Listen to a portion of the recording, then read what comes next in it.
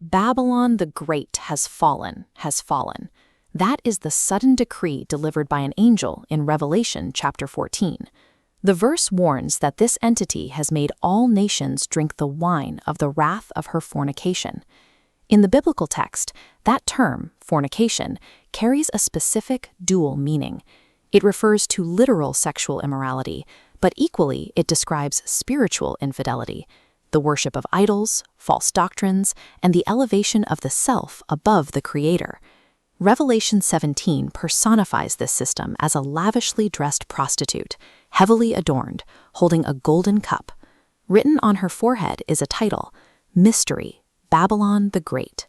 The fulfillment of this prophecy follows two distinct paths, one through the shifting sands of Mesopotamia, and the other through the corridors of religious power. About 4,300 years ago, King Nimrod founded the first empire in human history in the region of Mesopotamia.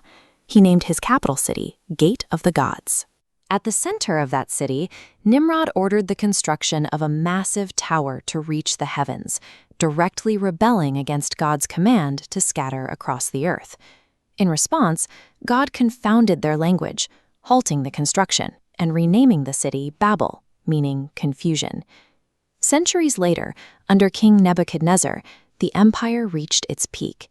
He built the famous Hanging Gardens, and his armies besieged Israel, enslaving the Jewish people for 70 years and entirely dismantling their nationhood in 587 BC. Israel spent over 2 millennia in exile before miraculously reclaiming their ancestral land and reforming their nation on May 14, 1948. But the ancient city that originally conquered them faced a very different fate. Over time, Babylon was swallowed by the Medo-Persian and Greek empires. Eventually, the city was abandoned, reduced entirely to ruins and dust. However, the site did not remain a wasteland. In 1985, Iraqi President Saddam Hussein initiated a massive reconstruction project over the ancient footprint. Today, American investors and the Iraqi government are continuing that work. Babylon remains a tangible point on the map, a literal city in Iraq being readied for a final purpose. When the original construction at the Tower of Babel collapsed, the workers scattered according to their new languages. But as they migrated, they took the ideas of Babylon with them, specifically the practice of astrology, the worship of Nimrod, his wife Semiramis, and their son Tammuz. That ancient system of idolatry and rebellion became the spirit of Babylon.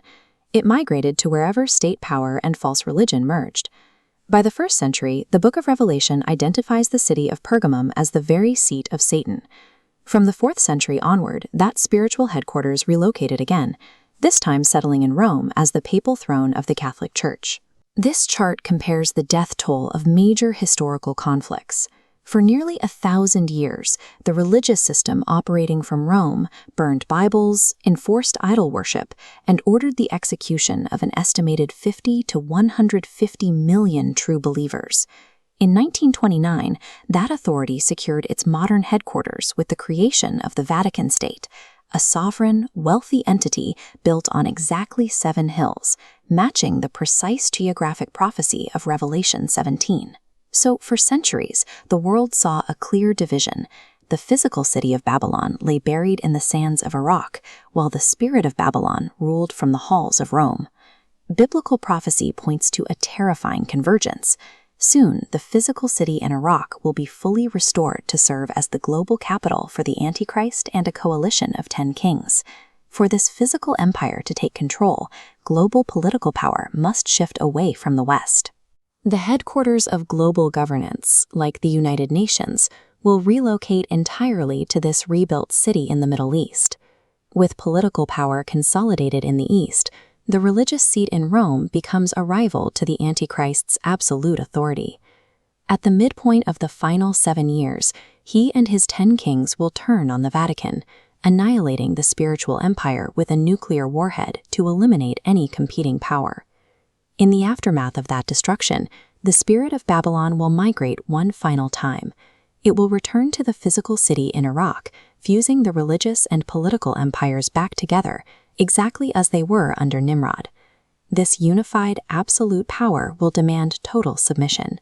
The scriptures reveal that the system will force humanity to worship the Antichrist, empowered directly by Satan, depicted in prophecy as a massive seven-headed dragon. The warning from the angel is clear. We are all flawed, that we cannot afford to drink the deceptive wine of this system. The time to separate yourself from it is right now. Repent, return to the Creator, and hold firmly to His 10 commandments, because the final fall of Babylon is rapidly approaching.